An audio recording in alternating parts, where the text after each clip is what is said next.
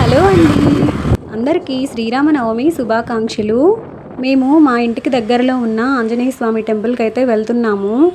మాకు దగ్గరలో రామాలయం అయితే లేదు, అందుకని మేము ఆంజనేయ స్వామి టెంపుల్కి వెళ్తున్నాము. అక్కడ కూడా చాలా బాగా జరుపుతారు స్వామివారి కళ్యాణం అంతాను.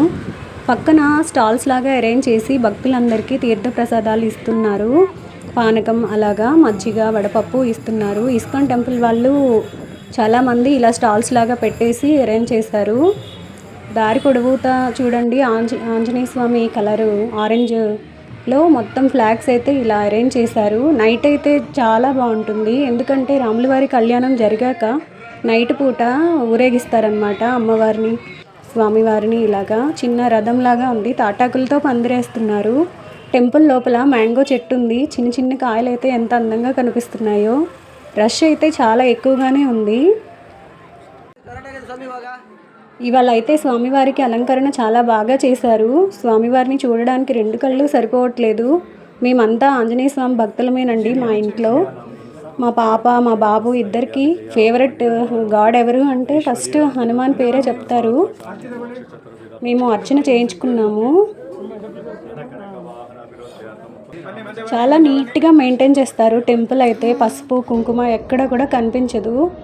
ఆ స్వామివారి దగ్గర మా పాప చూడండి సాష్టాంగ నమస్కారం చేసుకుంటుంది.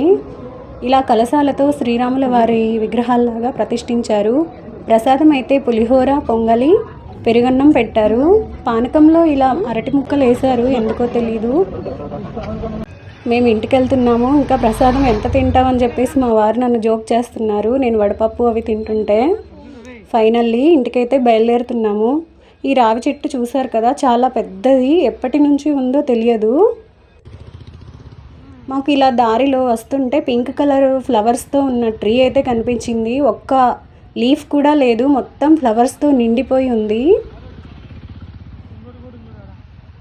అడుగడుగున ఇలాంటి చెట్లు అయితే కనిపిస్తూనే ఉంటాయి, చాలా బాగుంటుంది చూడడానికి. ఇంకా ఇప్పుడు కొంచెం మొత్తం కనిపించట్లేదు. ఫిబ్రవరి స్టార్టింగ్ జనవరిలో అయితే ఇంకా బాగుంటుంది చూడడానికి. ఇది మా పిల్లల స్కూలు. స్కూల్ అయితే మా ఇంటికి దగ్గరలోనే ఉంటుంది, వాకబుల్ డిస్టెన్సే. ఎందుకంటే బస్ ఫీజులు ఇద్దరికి కలిపి చాలా ఎక్కువ చెప్పారు, అందుకోసం మేము స్కూల్కి దగ్గరలోనే ఇల్లు తీసుకున్నాము. ఏరియా అయితే చాలా బాగుంటుంది పీస్ఫుల్గా. ఇంటికి వచ్చిన తర్వాత కూడా దీపం కొండెక్కలేదు.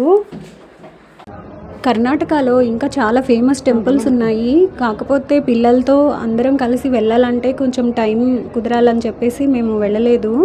ఈ వీడియో మీకు నచ్చినట్లయితే లైక్ చేయండి, షేర్ చేయండి, సబ్స్క్రైబ్ చేసుకోండి. Thanks for watching.